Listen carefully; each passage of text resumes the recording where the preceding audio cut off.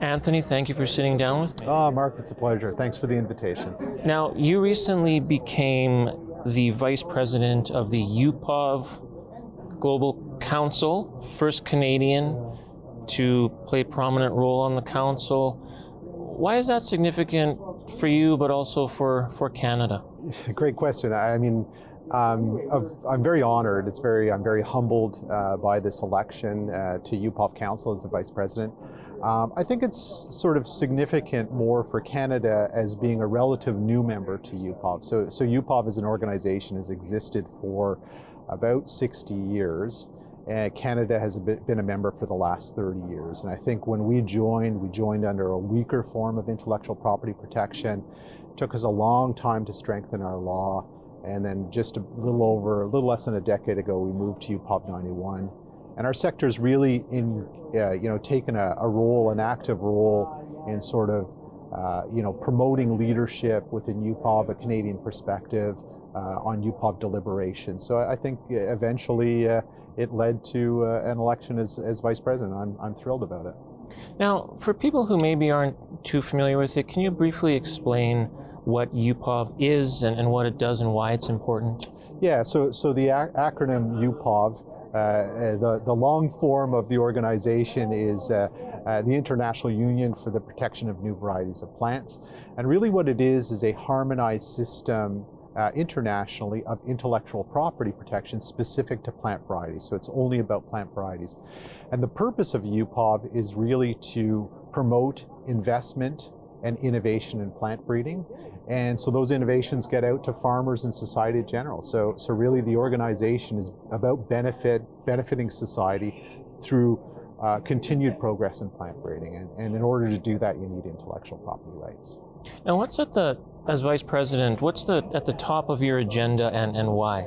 So UPOV is very much a member-driven organization, so it's a consensus organization. So I think in my role, I see myself as a servant actually to that organization to try to press forward those priorities of UPOV. So UPOV developed a strategic business plan for the next few years, identifying some of its priorities. One of the biggest challenges is growth in membership. It's very difficult to enact a plant breeders' rights law. It's often very controversial. So from my perspective, Canada has a lot of experience bringing forth how to draft a new law, how to get Parliament moving it through, how to enact it. Often it's controversial, so you deal with a lot of misinformation. So that's really a priority of UPOV. I think that's an area where Canada can assist in. Also, once a new member comes on board, it's often sort of difficult to administer a plant breeders' rights office, plant breeders' rights law. Canada has a lot of experience in that area, and I think that's where we can contribute. So I think really, the growth of membership is a big priority. Also, we have some policy questions that we're wrestling within UPOV, some very important policy questions around smallholder farmers, around essentially derived varieties.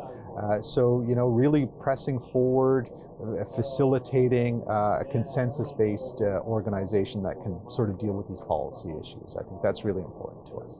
Now, plant breeders' rights are very important to our industry. Can you kind of tell us why they're so important? When you meet someone who maybe isn't too familiar with PBR, why it's so important, what do you generally tell them? Yeah, well, intellectual property protection in any form. It could be in the form of patents, it could be in form of copyright, it could be in the form of plant breeders' rights, is sort of essential for progressing society, right? We benefit through new innovation, new creations. And the only way that inventors or creators can rationalize or justify all that time, effort, and upfront expense to create new things is if they're secured with intellectual property protection. So for plant varieties, it's particularly important. We see issues globally of food security, a lot of disruptions with value chains right now, conflict internationally. We see a situation where there's the impacts of climate change on agricultural productivity, and society is demanding, and governments are demanding, that agricultural practices are sustainable nature. So it's never been as important to ensure adequate investment and reinvestment in plant breeding so we can tackle these issues and progress as a society. So it's becoming absolutely crucial that we have good, strong form of intellectual property protection to stimulate even more plant breeding. So Anthony, right now, what are the big barriers to PBR in Canada and globally in general? So in Canada specifically, recently, 2015, we upgraded our law to UPOV 91, but we upgraded to the minimum requirements of UPOV 91. So there's still gaps or weaknesses in our law that we're seeing. We're not drawing the type of investment in innovation that we should be for a country of our size and significance in terms of agriculture. When you look at other countries like the United States, they have very rigorous intellectual property rights. Not only can you get plant breeders' rights or plant variety protection, you can also get utility patents, you can also get plant patents on specific types of varieties. So it's a very conducive environment for investment. Europeans have stronger plant breeders' rights laws than we do. And other countries have better mechanisms to compensate on farm safety. So we don't have one in Canada. That was value creation discussions a few years ago.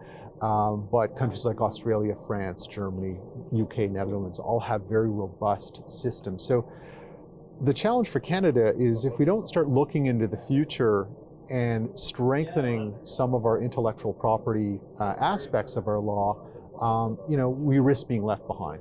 So that needs to be a domestic priority.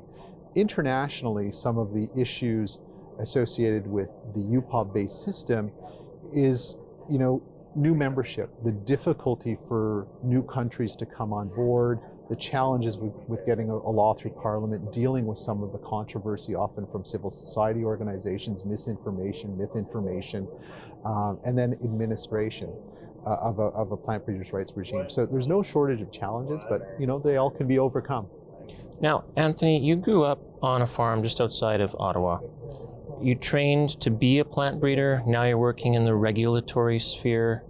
Can you tell us that story? How did you go from wanting to be in plant breeding to doing what you do now? Yeah, well, I think it's really an interesting story that my vocation or my career found me. I didn't necessarily go looking for it. I always had a love of agriculture, growing on a farm. After I graduated university, I'd say I was probably wandering, hadn't found my career path yet. And I was lucky enough to be hired by a public breeding institution, so Agriculture and Agri-Food Canada. And I was very fortunate at the time to have two mentors who sort of saw potential in me that perhaps I didn't see myself. I expressed an interest in plant breeding. They encouraged me to go off and do my graduate studies, and then I still was able to keep a job with them, and eventually kind of they identified that look, there might not be an opportunity for growth here, so we need to push you out of the nest, and I moved over to CFIA. And I think a challenge came forth to me, which was, can you work with the sector to move Canada up to UPOV 91? That was about a decade ago we started on it, and I think I found the job or the vocation, the career that I love in plant breeding and plant breeders' rights, and wouldn't trade it for anything. So I'm one of those fortunate people who've had others supporting me, as a leader, as a manager, I do the same with my team. I have this sense of obligation to advance others in their career. So I've been very lucky that way. Well, congrats on the new position with UPOV. Thanks for sitting down with me. My pleasure.